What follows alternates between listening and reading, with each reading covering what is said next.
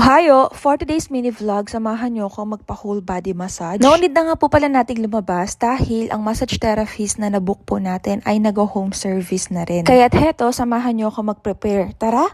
At dahil nga po bawal tayo magbasa ng 8 hours after natin magpa-whole body massage, heto at mag-skincare na po muna ako while waiting doon sa massage therapist. So for tonight, micellar water po yung ginamit natin dahil sunscreen lang naman yung nakalagay sa face ko. After that, nag-toothbrush na rin tayo. So yan, brush, brush, brush 3 times a day. Sorry. After that, proceed na tayo sa paghihilamos. Don't mind my facial wash, guys. Super favorite ko kasi yan talaga. Kaya kapag napansin ko na paubos na siya, hinahati or hinihiwa ko talaga yung lalagayan niya para to make sure na talagang simot na simot ko siya. Kasi sobrang ganda nito. Especially to all acne-prone skin girlies like me, nakaka-prevent and heal talaga siya ng mga ganyang sumpa. Katapos nga at heto, maglalagay na tayo ng facial mask. Ayan. Itong facial mask ko po, guys, is from Japan. It has exosome and glutathione to moisturize the skin and to support the skin barrier. And if you know exosomes na gustong-gusto ng mga Korean, kasi nga po, it promotes skin turnover.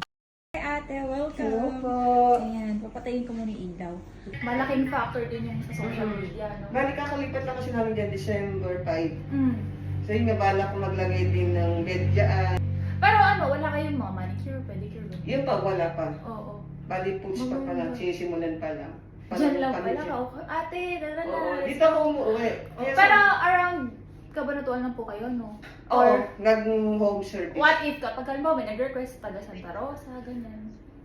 Wala Siguro pa sagot ako. nila transportation. Oo, sagot Pwede. siya. Pero Malay mo kasi baka lumawak na, di ba? Oo. Saan po yung ano niya? Sa may Aduasur. Sa Aduas. Oo. Doon nakalagay pala sa ano niya, nasa Oo, Aduasur. Likod na kami na sila hilta yung pinakanin namin. Oh, yes. Ano yung ate, can I call? Heart. Can I call? Yung Heart. Heart. Ayan, ate, heart. So, hindi ko pala ako pwede masyadong magkikilos, no? Nagtitiktok-tiktok na ako. Early, ano. Nagsasayaw-sayaw din po ba? Hindi naman heavy, pero yung mga pa-cute-cute lang. Oo. Tapos, Yun, pwede. nagluluto na rin ako. Tapos, sa paliligo, nag-iinit pa rin naman ako ng tubig. Ay. Tapos, nagla-less lang ako sa pagbubuhat ng... Ayun, yung mabibigat. Nag-antibiotic po ako ng 1 week na. Ayun. 1 week. Tapos, natapos ko naman na siya, kaya malakas din yung loob ko na magkikilos na. Magkano na. Pero hindi ko masyadong inaano yung sarili ko kung pinapwede. Eh wala naman sumasakit o kumikirot. Wala naman kumikirot sa inside sa ano ko. Ang napansin ko lang ay parang yung Nangangalay. mga katawan ko nangangalay. Parang yung pag tumatayo ako ng matagal, parang Yung kasi sumasakit yung ganito ko, yung ganito ko. Malaking tulong ko mamamassage na. Mahalagaan din ako sa Nare-relax yung circulation ng blood, okay. Yes po. Inanay, pang-akit po ng paa. Sige pa. Matagal-tagal akong hindi nakakapagpapost sa ate. Pero inalagaan ko lang sa petroleum tsaka sa Ay, yun, medyas. tsaka may medyasan. Yes. Pero kasi feeling ko nagkakaroon pa rin ng ano eh. Meron mga pa rin dry po yan. skin. Gawa na pag nababasa hindi nakakaskas. Lagi kitang iba-vlog. Ay, thank you. Laking tulong yun. Dito rin may inalagaan din ako na hilot din. Na mali siya nang upo sa CR. Naipitan ng ugat. 3 days ko siya binabalik-balikan. Pero okay naman ako. Okay. Malaking tulong po talaga pag massage. Kumakaltak din ako Opo. pag gusto nila. Ay, yung mga halimbawa yung Bone alignment. Oh, yun po yung halimbawa yung pagka-scoliosis ba yun? Ano Opo, tawag? scoliosis, sciatica, Oo. mga ganyan po ang Mga nabalian ba sa mga nagbabasa? dislocate. Naganorin po ako, tsaka yun ang kakapilot. Yung dito, kapag nadidislocate, doon kami masailan kasi nakita namin ng X-ray. Kasi minsan, hindi rin sinasabi ng client na may fracture. Hindi nila So, ina- delikado kasi yun. Oo, kailangan talaga maging ano sila May ayos, X-ray. no? Marami din nagkakamali sa findings ng sciatica. Porkit na naramdaman ng mga senyales na gano'n. Hindi nila alam na ipitan lang pala ng ugat dito at saka dito. Yun nga din po yung sa mga nagkaka-varicose ba yun? Oo. Varicose veins. Kaya parang sabi ko, magpapaalaga ako sa hilot. Kasi di ba, yung veins natin, kumbaga parang yung Barado na kasi nagiging barado siya kapag, mostly kapag discourage nga din. Prone sa ganon. So parang ayoko, parang gusto ko i-prevent. Sabi ko, naku, papaalaga ako ng ng massage. Ayoko magkaroon ng yung Mga ganon. mga veins. Isa rin sa factor din na nagkakaroon ng gano'n is yung pagod yung binte, biglang babasain. Ayun nga din po, Pansin ko din kapag nagluluto ako, so madalas nakatayo ako, nag-chop ako, naghahalo ako, tapos nagpe-prepare ako, nagwawalis-walis yung mga ganyan. Nakatayo lang ako steady. Tapos gusto ko ma-prevent. Sabi ko, ay, kailangan ko pa rin mapamassage. Iba pa rin kasi ma-massage para ma-prevent siya. Ang hilig mong jogging, mag-walking. Yeah, ayun nga. Yun Feeling yun. ko kasi nung last time nag-jogging ako 2 days lang naman. parang nanakit yung mga ganito ko, natakot ako, tapos tingin ako tingin sa lamin, baka ako may veins na.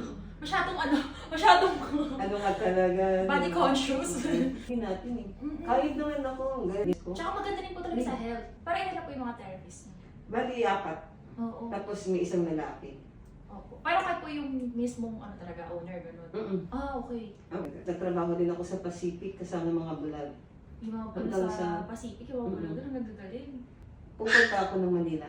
I-practice ko na talaga yung bone alignment. Ayun, yun nga din po maganda. No? God bless your journey. Okay. Okay na po may presyo. Okay lang. Anyway guys, bukod nga po pala sa whole body massage, heto at nag-add din po ako ng foot spa sa service ni ate. Diba? Literal na pamper ka talaga. Bukod sa tatanggalin yung mga lamig-lamig sa katawan, heto at tatanggalin din yung mga kalyong naipon natin dyan sa ating mga paahoy. Kidding aside no, pero sobrang gustong-gusto ko yung part na to. Sobrang relaxing. Talagang talaga. After sa foot spa massage, heto na at magpapamassage na tayo ng buong katawan. Grabe guys, ang sarap ni ating humagod. Feeling na aantukin ka na lang talaga.